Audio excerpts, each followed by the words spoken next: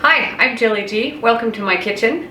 Today we're going to make zucchini bread, gluten-free of course, and this is the recipe that I discovered that I didn't need to use xanthan gum anymore. And what happened is I was making a large batch and I had extra vanilla that I measured incorrectly, and it ended up being a good thing because I put in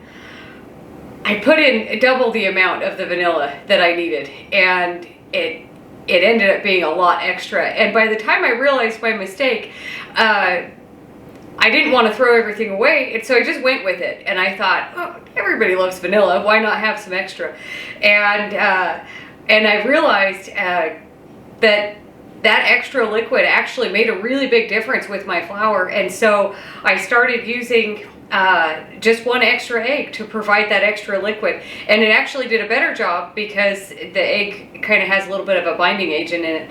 And so that's why I stopped using xanthan gum. And so today, first up, I'm gonna get my zucchini ready.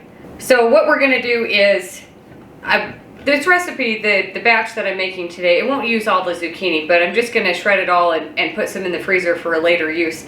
And if you have some frozen already, just make sure it's thawed and well drained. But so first up, zucchini.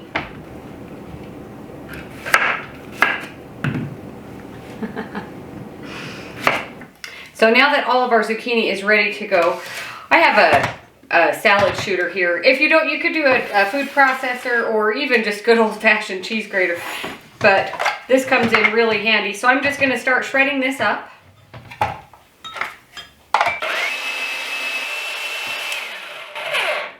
Okay, that's the last of our zucchini in there. So now that we have our 2 cups of zucchini, I'm going to set this aside. Okay, so first thing you want to do is, I have 2 loaf pans here that I have greased with some butter.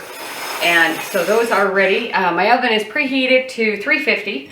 And in here we're going to put 3 cups of my gluten-free flour. And I kind of fluff it up a little bit so it's not packed in. So 3 cups of gluten-free flour. So into this bowl with the flour, I have 1 teaspoon of salt, 1 teaspoon of baking soda, and a 1/4 teaspoon of baking powder, and all in there, and 3 teaspoons of cinnamon, and just mix this together.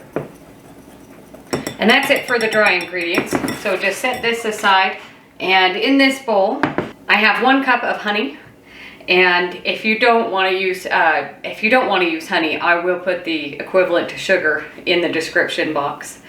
So in here with the honey, I have 4 eggs, room temperature, and just mix this around together. So once your eggs and your honey are nice and combined, we're going to add in our other liquidish ingredients. 3 teaspoons of vanilla, and just mix that in. And then I have a 1/2 cup of butter and a 1/2 cup of coconut oil. You could use all butter, or you could use all coconut oil.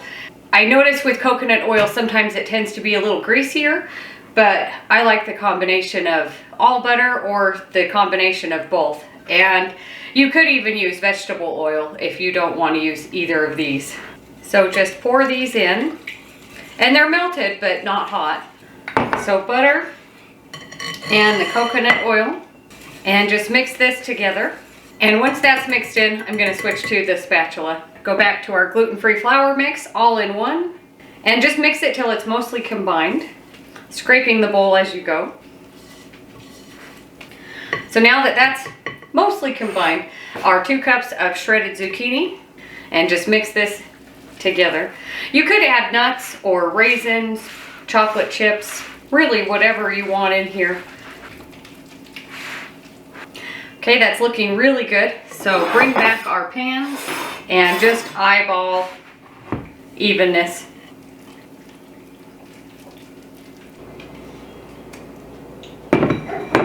That looks good. Now I'm just going to spread these out. Add a little over here. Okay, now they're ready to go in the oven. Again, 350 for about an hour. And I'll probably check them in about a half hour and maybe swap them around in the oven a little bit, but I'll show you what they look like when they're finished.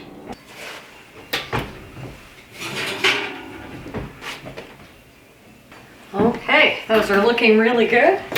Check this next one.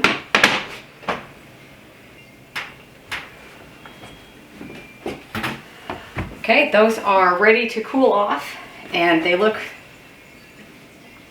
nice and golden brown. They went for about 45-50 minutes. Not the full hour, but everyone's oven is different. So I'm gonna let these cool off and then I'll show you what it looks like when we take them out of the pan.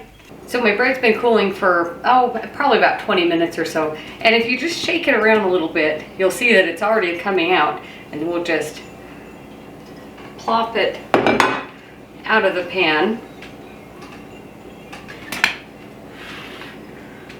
And just cut off a little piece there. Looks pretty good. Thanks for watching. Don't forget to like and subscribe. If you have any questions or comments, let me know, and we'll see you on the next one.